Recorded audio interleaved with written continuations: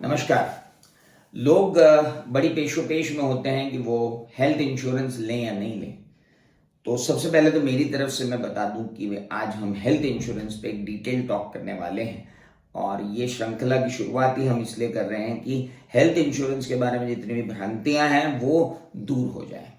इसके लिए हमने समीर अंसारी जी को बुलाया है। ये इंश्योरेंस के क्षेत्र में एक स्थापित नाम है और इनसे हम इंश्योरेंस हेल्थ इंश्योरेंस की बारीकियां जानना चाहेंगे कि आखिर हेल्थ इंश्योरेंस करवाना क्यों जरूरी है। तो पहले तो मैं ही बता दूं कि हेल्थ इंश्योरेंस करवाना इसलिए जरूरी है क्योंकि हेल्थ इंश्योरेंस करवाने से आपकी लिक्विडिटी की जो स्पैन होता है, हमारे पास जो लिक्विड फंड का स्पैन होता है वो उतना बड़ा नहीं रखना होता।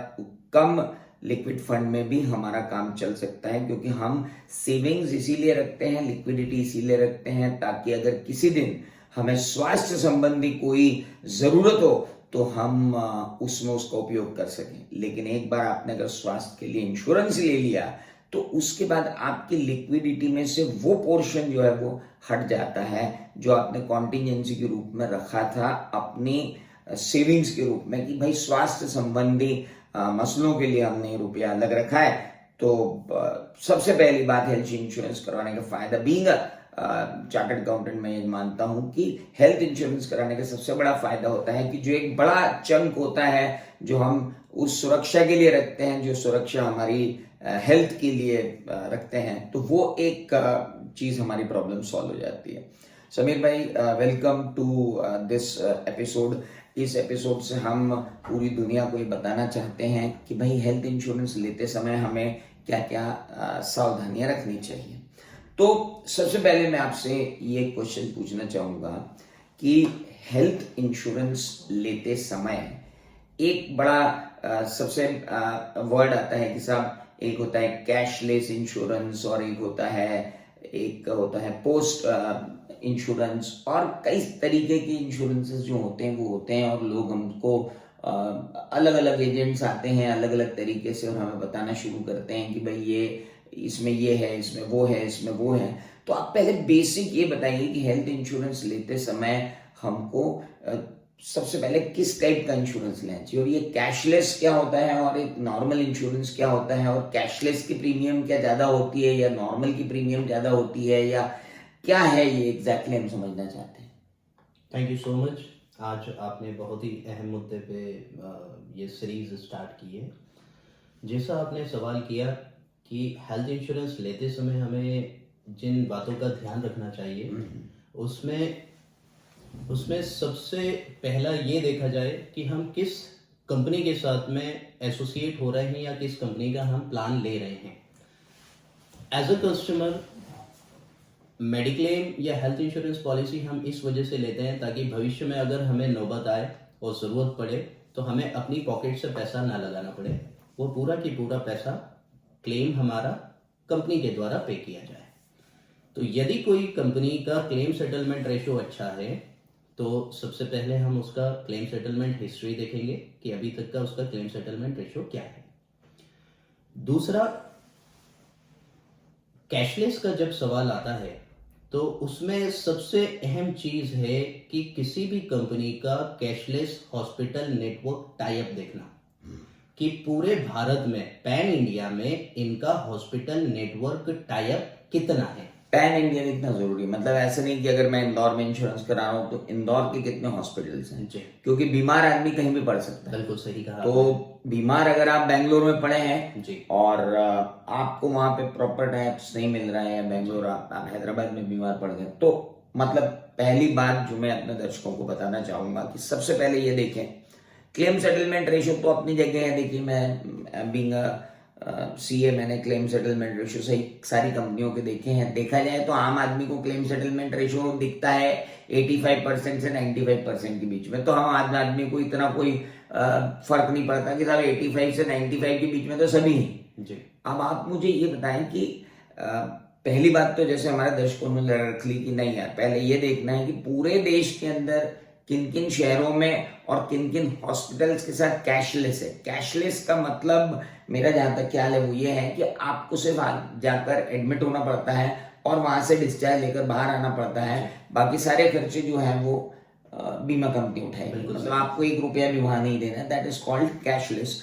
कैशलेस अपनी जगह है, लेकिन कैशलेस का टाइप्स कितने हॉस्पिटल्स के साथ है वो ये देखना जरूरी है। अब मैं ये पूछना चाहूंगा कि मान लो कि किसी मेडिक्लेम पॉलिसी मैंने ली और मान लीजिए मैं किसी ऐसी सिटी में हूं कि जहां पर कैशलेस का टाइप नहीं है जी लेकिन मुझे मालूम है कि वो हॉस्पिटल बड़ा अच्छा है जी और मैं उस हॉस्पिटल में एडमिट होना चाहता हूं, तो अगर हम उस हॉस्पिटल में एडमिट होते हैं तो बाद में इंश्योरेंस कंपनी क्या हमको 100% पूरा पैसा रिएम्बर्स करेगी जिसके साथ उनके टाइप्स नहीं है?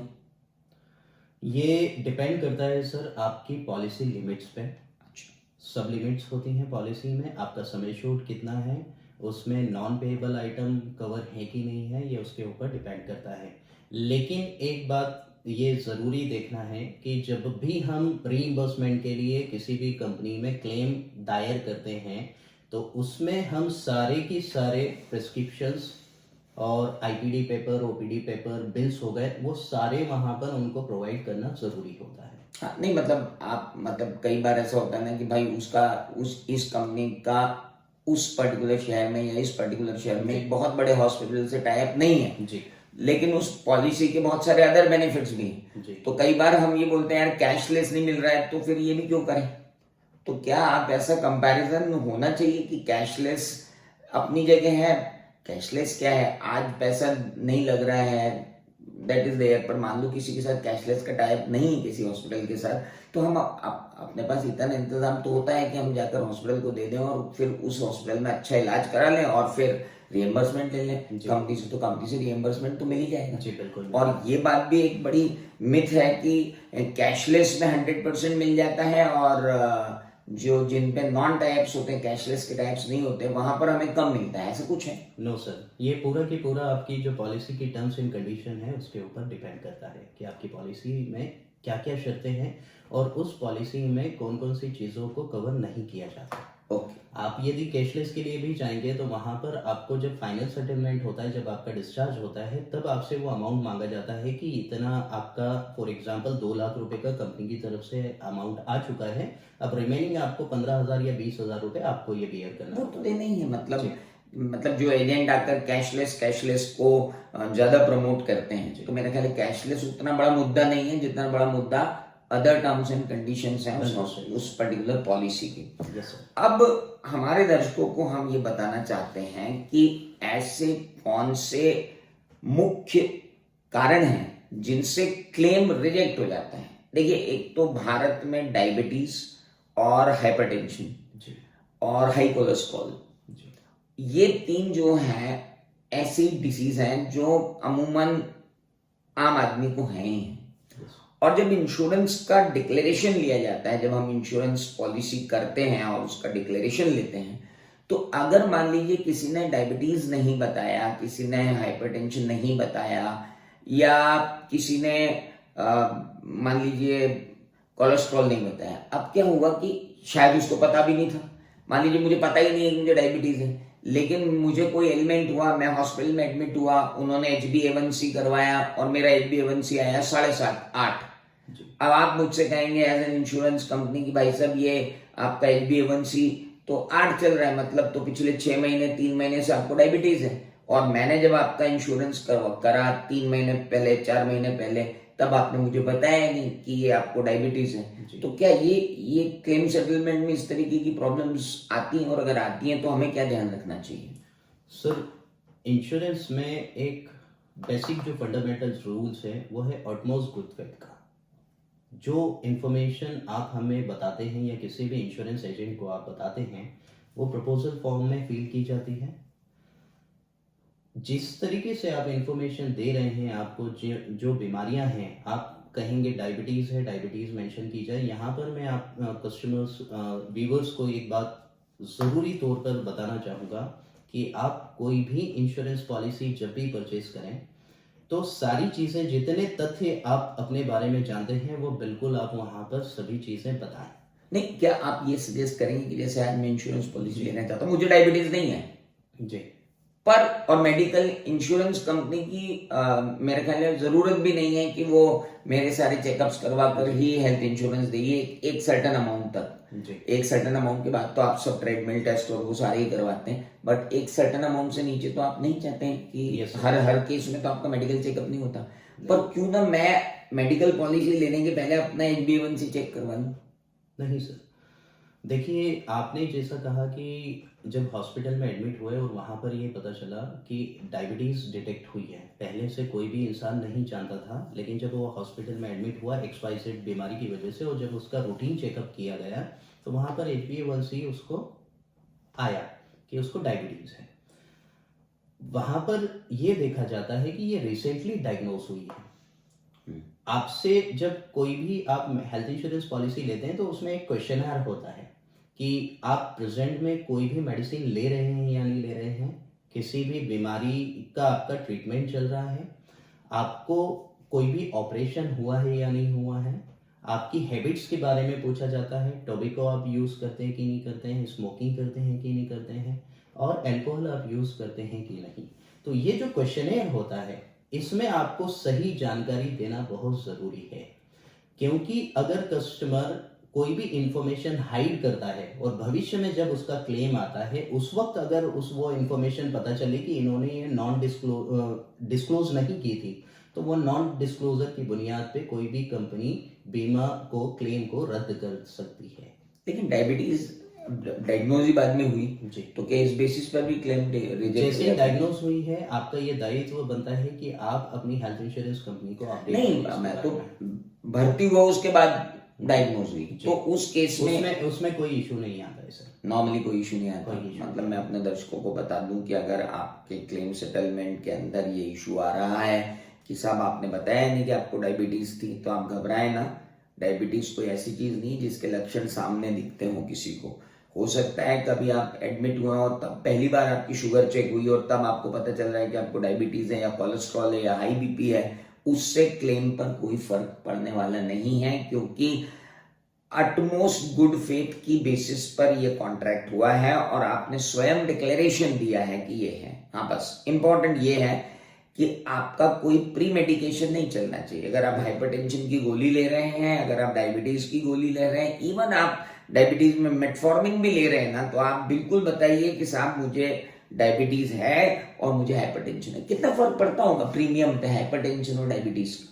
सर अभी प्रेजेंटली जितने भी एडवांस प्लान आए हैं कंपनी में, कुछ कंपनीज हैं जिनके पास में प्लान्स अवेलेबल हैं like asthma, blood pressure, cholesterol and diabetes. अभी तक ये होता हुआ आया था कि आप पहले से मौजूद बीमारी, प्री एग्जिस्टिंग डिसीज अगर डिक्लेयर होता है तो उसका एक सर्टेन वेटिंग पीरियड होता है 36 मंथ और 48 मंथ। लेकिन अभी कुछ प्लान्स ऐसे मार्केट में अवेलेबल हैं कि आपके अस्थमा, ब्लड प्रेशर, कोलेस्ट्रॉल और डायबिटीज को 31 डेज से ही कवर कर रहे हैं। ओके, मतलब प्री एग्जिस्टिंग डिसीजेस जो है मैंने डिक्लेयर कर दिया, ये एक क्लॉज बड़ा इंपॉर्टेंट है। सभी दर्शकों को मैं समझा दूं, मैं भी इनसे समझ रहा हूँ, आप ये मान के चलिए मैं भी एक लेमैन हूँ। प्री एग्जिस्टिंग डिसीज की जैसे आप बात कर रहे हैं कि मतलब हाइपरटेंशन है या डायबिटीज है या कुछ भी है, मैंने डिक्लेयर कर दिया फॉर्म में कि मुझे डायबिटीज है, मुझे हाइपरटेंशन है, मुझे हाई कोलेस्ट्रॉल है। अब ये तो प्री एग्जिस्टिंग डिसीजेस है, इसमें ये पीरियड क्या होता है? 30 दिन, 48 दिन, 36 दिन, क्यों होता है ये पीरियड? सर वेटिंग पीरियड होता है, एक होता है मैंडेटरी वेटिंग पीरियड जिसमें 30 डेज का वेटिंग पीरियड हर एक कंपनी के प्लान्स में ये होता है। मतलब मेरी बीमा पॉलिसी होने से 30 दिन तक अगर मैं बीमार पड़ा तो मुझे कोई भी क्लेम नहीं मिलेगा। 31 डेज से 31 डेज से I will be eligible for every claim. ये इसलिए किया जाता है ताकि एकदम से बीमारी डायग्नोज है और अगर आपको लग रहा है कि आप हॉस्पिटलाइज होने वाले हो और आपने तुरंत एक बीमा ले लिया, तो बीमा कंपनी अपनी सुरक्षा के लिए इस पीरियड को रखती है। कुछ कंपनियां 45 दिन रखती हैं, कुछ कंपनियां 30 दिन रखती हैं, बट IRDA के मिनिमम नॉर्म्स तो फॉलो करना ही पड़ते हैं 30 डेज। तो 30 डेज के नॉर्म्स के साथ है। तो अब ये बात बड़ी इंपॉर्टेंट है कि हमें हेल्थ इंश्योरेंस लेना है और 30 डेज का एक पीरियड उन्होंने दिया हुआ है। उस 30 डेज में अगर आप बीमार नहीं पड़ते हैं तो 31 डेज से तो आपकी सारी बीमारियां कवर हैं। कितना प्रीमियम ज्यादा बैठता होगा, मतलब अमूमन अगर अपन sorry to interrupt you sir, जब वेटिंग पीरियड की बात चली है तो यहाँ पर बताना बहुत ज़रूरी है कि कुछ नेम्ड एलिमेंट डिसीज हैं जिनके लिए वेटिंग पीरियड अलग होता है। ओके तो यहाँ पर 3 तरीके के वेटिंग पीरियड होगा। ओके पहला होगा 30 डेज, 30 जो days. हर एक के लिए मैंडेटरी है, that will be mandatory mandatory for all diseases. Yes. Okay 30 दिन का period mandatory for all diseases. Fine. दूसरा वेटिंग पीरियड है नेम्ड एलिमेंट डिसीज के लिए। Okay. नेम्ड एलिमेंट डिसीज वो डिसीज हैं जिनको कंपनी की तरफ से डिक्लेयर किया गया है, आईआरडीए के थ्रू भी बताया गया है कि ये वो बीमारियां हैं जिनका अगर क्लेम आता है तो आपका 24 मंथ के बाद में कवर किया जाएगा। फॉर एग्जाम्पल अपन कौन सी बीमारी? फॉर एग्जाम्पल अगर लें आप पाइल्स का ले लें, हाँ पाइल्स हो गया, स्टोन्स हो गए, स्टोन्स हो गए, गॉल ब्लेडर का हो गया, चाहे किडनी का स्टोन्स हो ओके गया, ओके ओके आपका नी रिप्लेसमेंट हो गया, ओके हिप रिप्लेसमेंट हो गया। ओके ये वो डिसीजेज हैं जो लंबे समय में बनती हैं। फॉर एग्जाम्पल कैटरेक्ट है। हाँ। कैटरेक्ट किसी को भी रातों रात नहीं होता, एक सर्टेन उसको टाइम पीरियड लगता है और तब जाके कैटरेक्ट होता है और फिर उसके ऑपरेशन की नौबत आती है। तो ऐसे 14 नेम्ड एलिमेंट और 24 नेम्ड एलिमेंट डिसीज हैं जिनके लिए 24 महीने का वेटिंग पीरियड है। 24 महीने के बाद ही इनका क्लेम कंपनी के द्वारा सेटल किया जाता है। अगर उसके पहले क्लेम आता है इनसे संबंधित बीमारियों का, तो कंपनी वो क्लेम सेटल नहीं करती है। Very good. तो बस ये जानना जरूरी है कि हमें जब प्यास लगे तब कुआं खोदने की जरूरत नहीं है। देखिए एज बढ़ती जा रही है, कैटरेक्ट आ सकता है, नी रिप्लेसमेंट आ सकता है, हिप और जॉइंट रिप्लेसमेंट कभी भी आ सकते हैं, और अदर पाइल्स है, पथरी है, इन सब के लिए अगर मान लीजिए आपने अर्ली एज से ही मेडिकल इंश्योरेंस लिया है तो फिर आपको इन सब प्रॉब्लम्स का इन 24 मंथ्स का और इन 45 डेज का और 30 डेज का ये लफड़ा ही खत्म हो जाएगा ना फिर। तो बेटर ये है कि हम एक रेगुलर मेडिकल इंश्योरेंस पॉलिसी हमेशा अपने साथ रखें। क्यों हम ऐसा सोचें कि अब हम बीमार होने वाले हैं या हमको ऐसे इंडिकेशंस आ गए तो हमने कहा चलो यार अब घुटना दर्द करने लगा, चलो अब एक काम करते हैं मेडिकल इंश्योरेंस पॉलिसी ले लेते हैं। वो एजेंट आया, वो एजेंट को हमने बोला हमारे घुटने में प्रॉब्लम है। अब मान लो वो एजेंट आया और हमसे ही आके कहता है कि आपके घुटने में प्रॉब्लम है, आप इसमें मत लिखो। ऐसी सूरत में जब आप हॉस्पिटल में क्लेम के लिए जाएंगे या सर्जरी के लिए जाएंगे, वहां पर वो चीजें डायग्नोज हो जाती हैं कि आपको ये समस्या कितने सालों से है। ओके। तो फिर आपके क्लेम नॉन डिस्क्लोजर के केस में रिजेक्ट हो सकता है। वही बोल रहा हूं मैं, आप किसी के भी बहकावे में ना आए। कोई भी किसी भी तरीके से बेच सकता है। देखिए हमारे सारे इंश्योरेंस एजेंट जो हैं वो बहुत ही जिसको कहना चाहिए रिस्पेक्टेड हैं, बहुत ही भरोसे के साथ काम करते हैं। उनके बिना हमारी जिंदगी चल नहीं सकती। वो हमारे वाकई में सहायक हैं। लेकिन अब गलत लोग हर जगह होते हैं, मतलब हर प्रोफेशन में गलत लोग होते हैं। तो ऐसी गलती हम ना करें। अगर कोई हमें ये बोलता भी है कि आपको तो कोई दिक्कत नहीं, आपको घुटने में प्रॉब्लम आ रही है ना, मैं आपका इंश्योरेंस करवा देता हूँ, आप इसमें डिस्क्लोज ही मत करो। अपन 1.5 साल में जब भी रिप्लेसमेंट करना होगा क्लेम नहीं मिलेगा, वो क्लेम आपको बिल्कुल नहीं मिलेगा वो क्लेम आपको। इसलिए regularity of insurance, medical insurance होना बहुत जरूरी है। मैं दर्शकों से फिर आग्रह करूंगा कि आप बीमारी का वेट ना करें। हमें नहीं मालूम है कि बीमारी कब आती है, इसलिए बेटर है हम इंश्योरेंस कवर ले लें। हाँ, ये हम कर सकते हैं ना कि जैसे अगर हमको कोई बीमारी नहीं है तो हम इंश्योरेंस कवर थोड़ा सा कम कर लें, और उसके जब हमें लगे कि हमारी बीमारी बढ़ने वाली है या है तो हम अपना इंश्योरेंस कवर बढ़ा लें। ऐसा कुछ कर सकते हैं क्या? सर ऐसा बिल्कुल भी नहीं है। बीमारी कभी भी आपको इंडिकेट करके या कह के नहीं आती है। मेडिकल इमरजेंसीज कभी भी हो सकती है, किसी के साथ में भी हो सकती है। तो यही कहना चाहेंगे कि जितना सफिशिएंट आपका सम एश्योर्ड है, बेयर मिनिमम आज की तारीख में कम से कम 10 लाख रुपए का सम एश्योर्ड होना बहुत जरूरी है। आपका कहना है कि 10 लाख रुपए का मिनिमम मेडिकल इंश्योरेंस होना जरूरी है, पूरी फैमिली का या पर मेंबर का? सर अगर फ्लोटर प्लान ले रहे हैं तो एटलीस्ट 10 लाख रुपीज।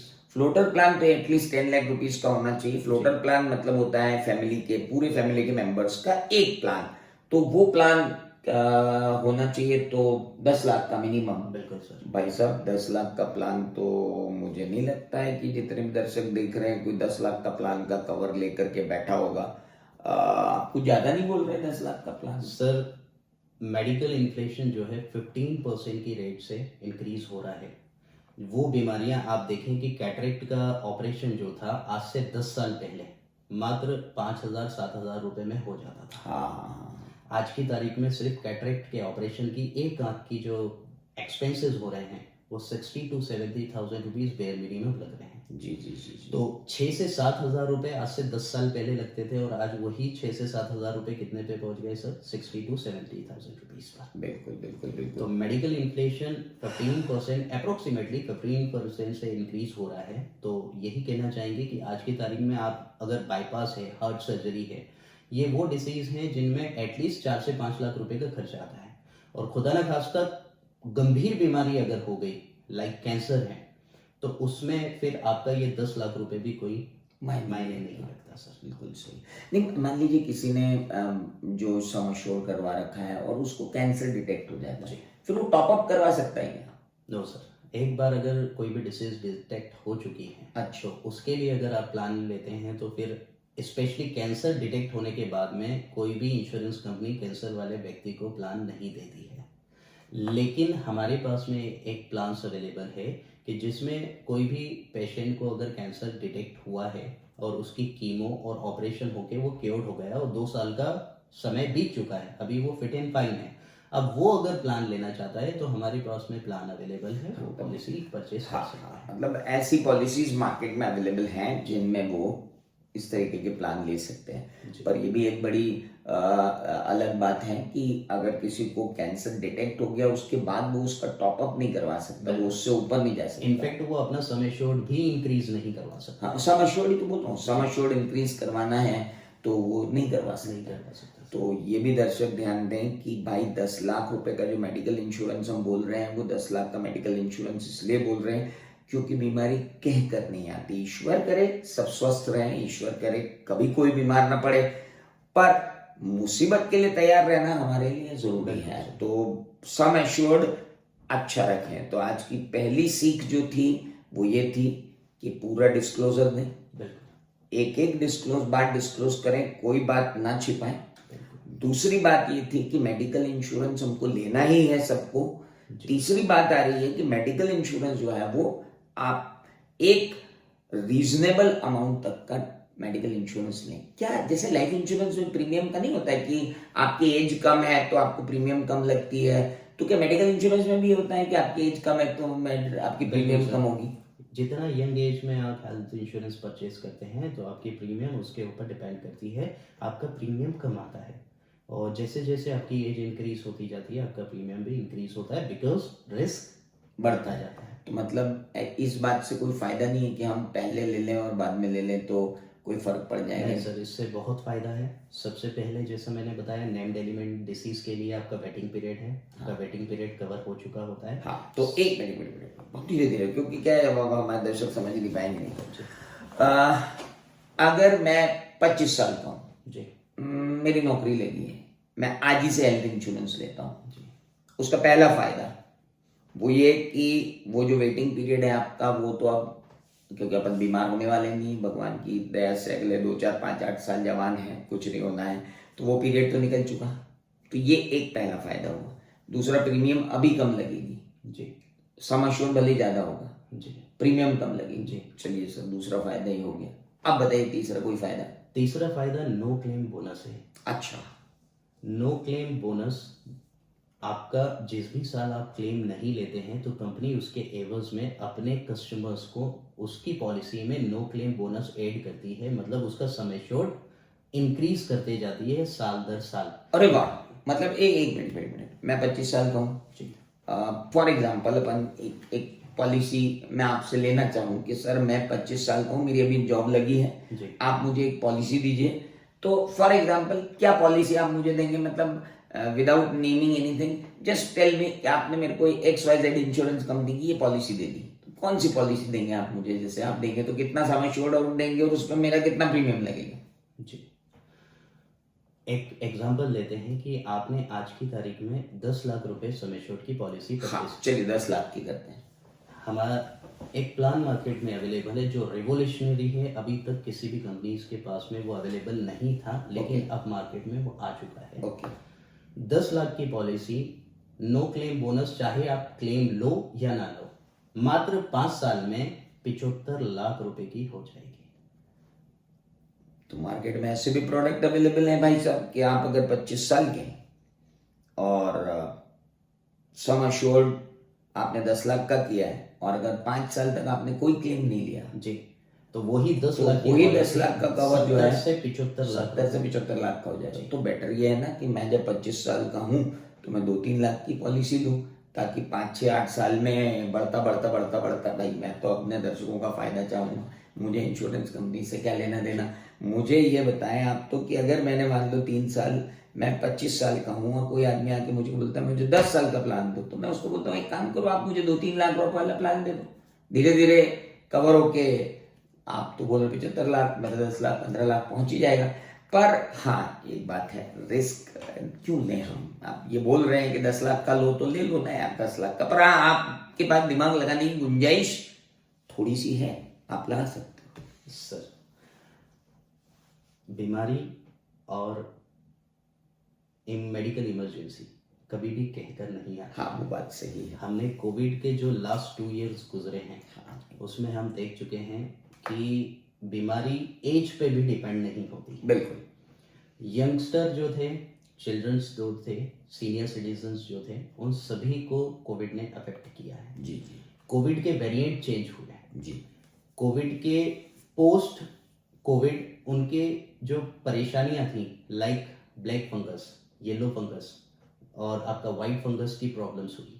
इसके अलावा मल्टीपल ऑर्गन फेलियर का भी प्रॉब्लम हुआ, ब्रेन हेमरेज का हुआ, कार्डियक अरेस्ट का हुआ है। जी जी जी। ये उन लोगों के साथ में भी हुआ है जो बिल्कुल फिट एंड फाइन थे। रिसेंटली आपने कुछ केसेस देखे देखिए होंगे। अभी तो बहुत बढ़ गए हैं, बहुत चिंता का विषय है, वो भी एक अलग बात है। रिसेंटली आपने कुछ केसेस देखे होंगे सर, जो कई सारे ऐसे सेलिब्रिटीज हैं जो जिम जाते थे, फिट एंड फाइन थे, उनको कोई देख के ये अंदाजा नहीं लगा सकता था कि इनको कार्डियक अरेस्ट हो सकता है, इनको हार्ट अटैक हो सकता है, लेकिन उनको भी कार्डियक अरेस्ट हुआ। ये बात बिल्कुल सही है आपकी। तो दोस्तों आज के टेक अवेज बहुत ही क्लियर है। जितनी अर्ली एज से आप मेडिकल इंश्योरेंस लेंगे आपका सम अश्योर्ड बढ़ता जाएगा।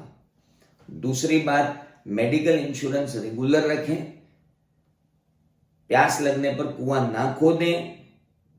तीसरी बात, मेडिकल इंश्योरेंस लेते समय सारे डिस्क्लोजर दें, डायबिटीज, हाइपरटेंशन, कोलेस्ट्रॉल सारे डिस्क्लोजर्स दें, सारी बीमारियों के डिस्क्लोजर्स दें, घुटना खराब है उसका भी डिस्क्लोजर दें, क्योंकि कोई भी चीज आजकल मेडिकल साइंस में छुपी हुई नहीं है। मतलब हम छुपा भी लेंगे तो वो निकल के आ जाएगी, और वही क्लेम सेटलमेंट में सबसे बड़ा प्रॉब्लम होता है।